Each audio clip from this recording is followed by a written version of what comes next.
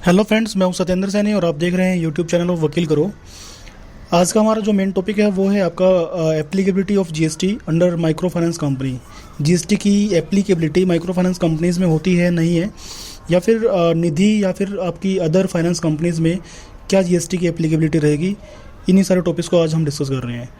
तो चलिए स्टार्ट करते हैं। सबसे पहले हम डिस्कस करते हैं कि क्या जीएसटी एप्लीकेबल है फाइनेंस कंपनीज़ पे या नहीं।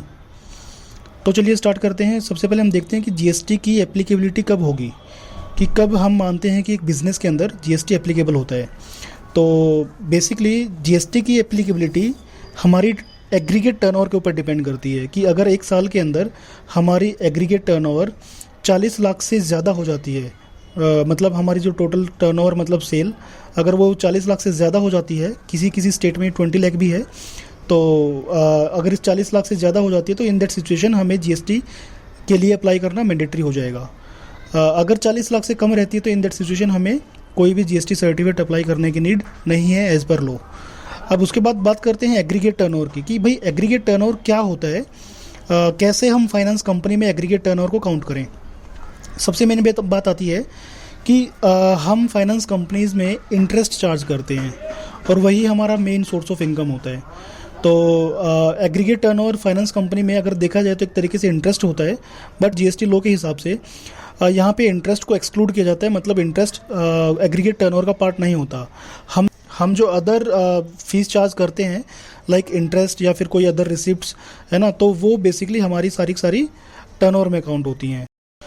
जैसे कि मैं बात करूँ प्रोसेसिंग फ़ीस, मेंबरशिप फ़ीस, लोकर फैसिलिटी चार्जेस या फिर कोई भी अदर रिलेटेड फ़ीस जो भी हमने लोन डिसबर्स करने में यूज़ करी है, मतलब जिसको भी हमने अवेल किया है, लाइक हमने कोई रिसिप्ट लिया है अपना किसी भी फॉर्म में, लाइक प्रोसेसिंग फ़ीस में या फिर मेंबरशिप फ़ीस में, लोकर फैसिलिटी या फिर किसी भी अदर रिलेटेड फ़ीस में, तो वो हमारा एग्रीगेट टर्नओवर का पार्ट में आ जाएगा। तो बेसिकली अगर ये जो लिमिट है, मतलब अगर हमारा प्रोसेसिंग फ़ीस मेंबरशिप फ़ीस का ट्रांजैक्शन अगर 40 लाख से ऊपर होता है तो इन दैट सिचुएशन हमें जीएसटी लेना पड़ेगा। तो जीएसटी कब एप्लीकेबल होगा फाइनेंस बिजनेस में? जब 40 लाख से ऊपर हमारा एग्रीगेट टर्नओवर हो जाए। तो कहने का मतलब ये हुआ कि जो भी हमारा प्रोसेसिंग फ़ीस है, मेंबरशिप फ़ीस है, लोकर फैसिलिटी चार्जेस हैं या फिर कोई भी इस तरीके की फ़ीस है, वो सब उन सब का टोटल हमारा 40 लाख के अंदर काउंट होगा।